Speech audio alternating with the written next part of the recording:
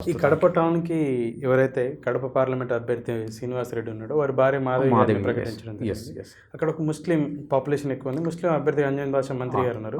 ఇక్కడ ఏ మేరకు అవసరం ఈసారి గెలిచి ఇక్కడ తెలుగుదేశానికి బహుమతి ఇస్తానే వారు పెద్ద ఎత్తున చెప్పుకోవడం జరుగుతుంది. నేనంటే అంటే ముస్లిమ్స్కే అక్కడ ఎక్కువ ఇయర్స్ నుంచి కూడా ఎమ్మెల్యేలుగా చూస్తున్నాం. అంటే ఇప్పుడు అంజద్ బాషా గారు కావచ్చు, తర్వాత అంతకుముందు కాంగ్రెస్ పార్టీలో కూడా ముస్లింగానే ఉన్నటువంటి వ్యక్తులను చూసినాం. కాబట్టి మనం హిస్టారికల్గా తీసుకున్నప్పుడు అక్కడ ముస్లిం సామాజిక వర్గమే, అంటే టీడీపీ అయినా కాంగ్రెస్ అయినా వైఎస్ఆర్సీపీ అయినా కూడా అక్కడ ముస్లిం అభ్యర్థులే చాలా సందర్భాల్లో ఎమ్మెల్యేగా ఉన్నారు. కాబట్టి in terms of population, in terms of సామాజిక వర్గం కొంత ముస్లిమ్స్కే ఎక్కువ అవకాశం ఉంది అనేది నా భావన. ఈ వీరశివారెడ్డి అని చెప్పేసి అని కర్నూలు కడప తెలుగుదేశం పార్టీ అధ్యక్షుడిగా ఉండి అంటే జిల్లా అధ్యక్షుడిగా ఉన్నప్పుడు మునుపెన్నడు లేని విధంగా అప్పుడు 5, 6 స్థానాల్లో గెలవడం జరిగింది. ఐ థింక్ 6 స్థానాలు రాజశేఖర రెడ్డి గారి హవా నడిచే సందర్భంలో వారు అధ్యక్షులుగా ఉండి అక్కడ తెలుగుదేశం జెండానే 6 అభ్యర్థులను గెలిపించడం జరిగింది. వారు మళ్ళీ మొన్నటి వరకు ఇనాక్టివ్ ఉండి తెలుగుదేశం పార్టీకి దూరంగా ఉండి వారు ఎవరో కాదు, పొద్దుటూరు ఇన్ఛార్జ్ ఎవరైతే ఉన్నారో ఉక్కు ప్రవీణ్ గారు పెద్ద వారు మళ్ళీ కూడా మాజీ ఎమ్మెల్యే వారి ప్రభావం ఈసారి ఏమైనా ఉండొచ్చు అంటారా? వారి ప్రభావం అలాగే ఇప్పుడు జగన్మోహన్ రెడ్డి గారి సోదరిమణులు అయినటువంటి సునీతారెడ్డి గారు, షర్మిలారెడ్డి గారు అపోజ్ అయ్యారు కదా, మా అన్నకు ఓటు వేయద్దని కామెంట్ ద్వారా అదే ఉంటుంది ఇంపాక్ట్. నేనేమంటానంటే మ్యాసివ్ ఇంపాక్ట్ ఉంటుంది అనుకోవట్లేదు. షర్మిల ఇంపాక్ట్ కానీ, సునీత ఇంపాక్ట్ కానీ, వాళ్ళు ఏదో ఒక 2-3 నియోజకవర్గాల్లో, ఒక 4-5 మండలాల్లో వాళ్ళకున్న బంధుత్వాలు, స్నేహాలతో కొంత ఇంపాక్ట్ చేయగలరు. కానీ ఎమ్మెల్యే అభ్యర్థులను ఓడిపోయేంత కానీ, ఎమ్మెల్యే అభ్యర్థులను గెలిపించేంత స్థాయిలో వాళ్ళ ఇమేజ్ కానీ, వాళ్ళ చరిస్మాటిక్ లేదనేది నా భావన.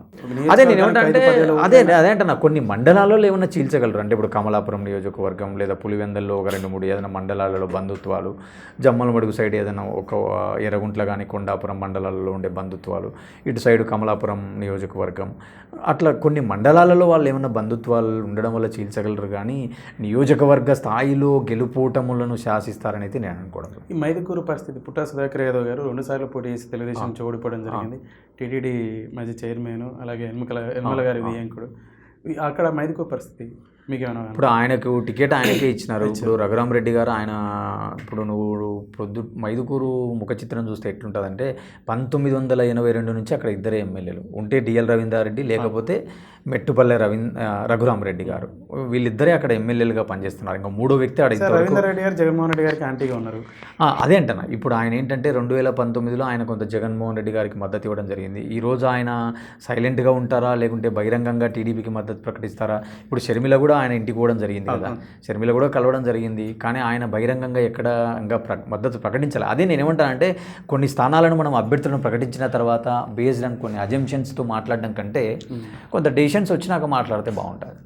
సరే, ఓవరాల్గా తీసుకుంటే రాయలసీమ గతంలో 49 స్థానాలు వచ్చినాయి కదా, ఈసారి ఒక 15-20 స్థానాలు ఏమైనా తెలుగుదేశానికి అవకాశం ఉందంటే? అదే నేను అంటున్నాను కదా ఇందాక, అనంతపురంలో ఒక 7 వేసుకున్నా, కర్నూలులో ఒక 4 అనుకున్నా, తర్వాత 6 అనుకున్నాం, మనం 3 అనుకున్నాం కదా, 6 ఒక 7 తీసుకుంటే 13 స్థానాలు అవుతున్నాయి అక్కడ.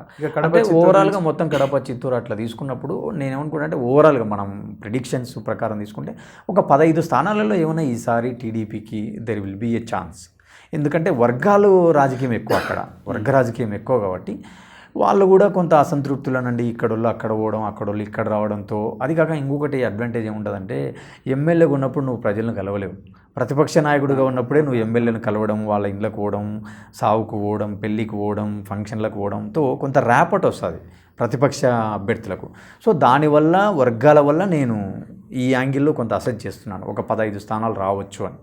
ఇక్కడే 15 స్థానాలు వస్తే బేసిక్గా తెలుగుదేశం పార్టీని సమర్థించే వ్యక్తులు, అంటే తెలుగుదేశం పార్టీ అధికారంలోకి వస్తుందని వాదన వినిపించే వ్యక్తులు చెప్పుకొచ్చేది ఏంటంటే ఈసారి ఒక 15-20 స్థానాల్లో రాయలసీమ నుంచి అవకాశం ఉంటుంది. గుంటూరు, కృష్ణా జిల్లాల నుంచి మెజార్టీ స్థానాలు 25 నుంచి 30 పైచిలుకున్నటువంటి 33, 34 ఐ థింక్ 34 స్థానాలు ఉన్నాయనుకుంటా 2 జిల్లాలను కలిపి. అక్కడ ఈసారి ఒక 25 పైగా తెలుగుదేశానికి వచ్చే అవకాశం ఉంది. ఏదైతే అమరావతిని షిఫ్ట్ చేశారో ఆ అంశం కారణం చేత అని చెప్పేసి. శ్రీకాకుళం, విశాఖపట్నం తీసుకున్న, విజయనగరం తీసుకున్న అక్కడ కొన్ని స్థానాలు వస్తాయి.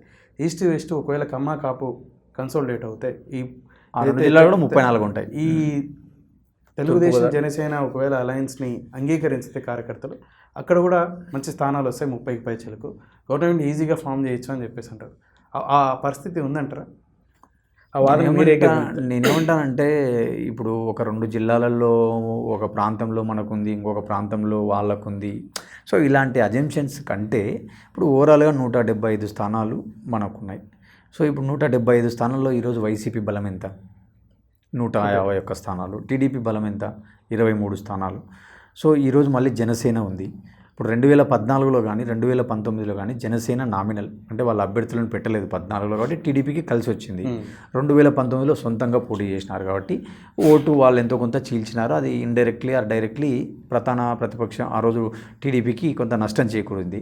మళ్ళీ ఈరోజు వాళ్ళు కలుస్తున్నారు.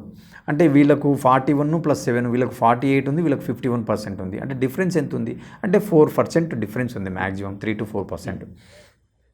దాంతోపాటు వీళ్ళు ఏమనుకుంటున్నారు, ప్రజా వ్యతిరేక ఓటు మాకు కన్సాలిడేట్ అవుతుంది అనుకుంటున్నారు వీళ్ళు. అలా అనుకోవడం వల్ల మాకు గెలుపు అవకాశాలు ఎక్కువ ఉన్నాయనేది వీళ్ళ వ్యూహం. వేరే అధికార పార్టీ ఏం ఆలోచిస్తుంది, లక్షల కోట్ల రూపాయలు మేము డీబీటీలలో ఇచ్చినాం, 32 లక్షల మందికి ఇల్లులు ఇచ్చినాం, 69 లక్షల మందికి పింఛన్లు ఇచ్చినాం, 32 లక్షల మందికి ఇల్లు ఇచ్చారు, నిజమా? హౌసింగ్ పట్టాలు ఇచ్చారు అంటున్నారు కదా. ఇప్పుడు లెక్కలు కనపడుతున్నాయి కదా. పక్కన పెట్టండి, గ్రౌండ్లో నిజంగా అందే అంటారా? అంటే నేనేమంటానంటే ఇప్పుడు నేనేం చెప్తానంటే ఇప్పుడు ఆ ప్రభుత్వంలో లెక్కలైనా ఈ ప్రభుత్వంలో లెక్కలైనా మనం ప్రభుత్వం చెప్పిన డేటానే తీసుకోవాలా. ఇప్పుడు మనం పోయి గ్రౌండ్లో ఇంటింటిని చెక్ చేయం కదా, నీకు వచ్చిందా అని. అంటే నేను ప్రభుత్వం జారీ చేసిన ప్రకటనలు చెప్తున్నాను నేను నీకు. అంటే మనం బడ్జెట్ వచ్చిన లెక్కలు చూస్తాం తప్ప వాళ్ళు యాక్చువల్గా ఎంత ఖర్చు పెట్టినారు, ఎంత పోయినారు అనేది అది మళ్ళీ ఆడిట్లో మనకు తెలుస్తుంది. నేనేమంటే ప్రభుత్వం ఇచ్చే ప్రకటనల ద్వారా మనకు వచ్చేటువంటి సమాచారం తీసుకుంటే వాళ్ళు ఇన్ని లక్షల కోట్లు, ఇన్ని వేల కోట్లు మేము ఇచ్చినాము, ఖచ్చితంగా సంక్షేమం చేసినాము, ప్రజలు మా వైపే ఉన్నారని అధికార పార్టీ చెప్తుంది. సరే, పీపుల్ విల్ డిసైడ్ కదా. ఇప్పుడు మనం ప్రజా తీర్పు నేను చెప్పలేను, నువ్వు చెప్పలేము, అదేం జాతకం కాదు, జ్యోతిష్యం కాదు. అది మనం ఖచ్చితంగా వీళ్ళకే ఇంత వచ్చేస్తున్నాయి, వీళ్ళే గెలవబోతున్నారని చెప్పలేం. ఆ రోజు 2014లో కూడా జగన్మోహన్ రెడ్డి గారే సీఎం అవుతారని చెప్పి అందరూ అనుకున్నారు.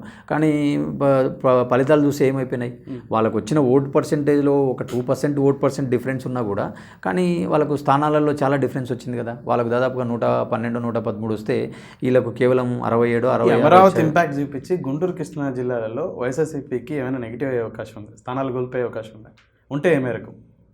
అంటే గుంటూరు జిల్లాలలో ఏంటంటే కొంత ఎమోషన్ ఉండొచ్చు వాళ్ళకు. అంటే మా ప్రాంత అభివృద్ధి, మా ప్రాంత రాజధానిని కూల్ చేసినారు, మా ప్రాంతాన్ని దూరం చేసినారు అని ఒకవేళ ఫీల్ అయితే ఖచ్చితంగా ఎంతో కొంత ఇంపాక్ట్ ఉంటుంది. కాకపోతే వీళ్ళు ఏమనుకుంటున్నారు, మాకు అన్ని ప్రాంతాలు ముఖ్యము, మేము అన్ని ప్రాంతాలను సమానంగా చూస్తాము, ఒక ప్రాంతాన్ని అభివృద్ధి చేస్తే మిగతా ప్రాంతాలలో వేర్పాటువాద ఉద్యమాలు వస్తాయి. దయచేసి ఆ పార్టీ వాదన కాకుండా మీ పర్సెప్షన్స్లో ఇప్పుడు అమరావతి ఏదైతే తరలింపు ఉందో ఎగ్జిక్యూటివ్ క్యాపిటల్ని తీసుకెళ్ళి వైజాగ్లో పెట్టడం కారణం చేత గుంటూరు, కృష్ణాకి సంబంధించిన జిల్లాకు సంబంధించిన ఓటర్లు తెలుగుదేశం వైపు మొగ్గు చూపే అవకాశం ఉంది. అక్కడ మెజార్టీ స్థానాలు తెలుగుదేశంకి వచ్చే అవకాశం ఉంది. నేనేమనుకుంటున్నానంటే 2019 రాజకీయాలని చాలా క్లోజ్గా అదే చెప్తాను. నేనేమంటానంటే ఇప్పుడు సామాన్యులకు సచివాలయంతో రాజధానితో పని ఉంటుందా? మేక్ ఇట్ గ్రౌండ్ లెవెల్ ఆలోచిద్దాం మనం.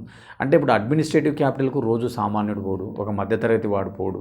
కాకపోతే ఏంటంటే ఒక ఎమోషన్, రాజధాని ప్రాంతం మా ప్రాంతంలో ఉంది, ఒక నగరం మా ప్రాంతంలో ఉందని ఎవరైతే ఎమోషన్ తీసుకుంటారో అలాంటి వాళ్ళు ఖచ్చితంగా ఎంతో కొంత డిసప్పాయింట్ అవుతారు, కొంత వ్యతిరేకంగా ఉంటారు.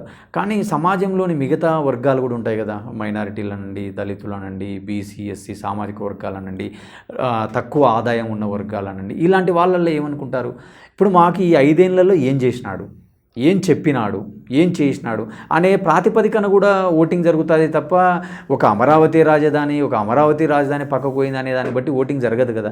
ఓటింగ్ జరగడానికి పారామీటర్స్ చాలా ఉంటాయి.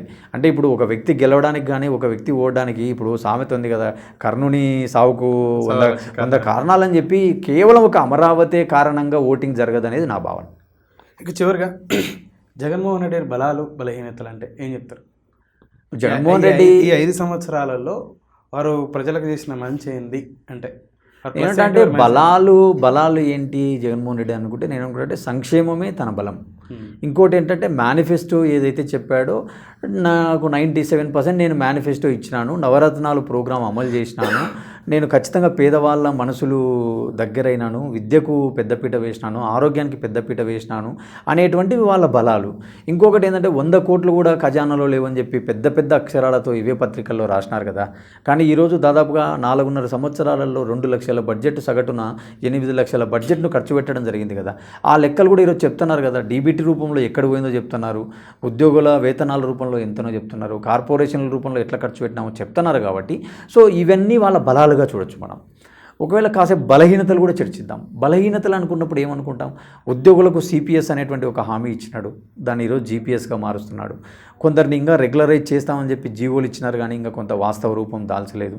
ఇంకొకటి ఏంటంటే అమరావతి అక్కడ ఉన్నటువంటి కొన్ని వర్గాలు, కొంత భూములు ఇచ్చినటువంటి వాళ్ళు కొంత అసంతృప్తిలో ఉన్నారు. ఇవెల్లా ఆయనకు కొంత వ్యతిరేకతలు, కొంత బలహీనతలుగా మనం చూడాలి.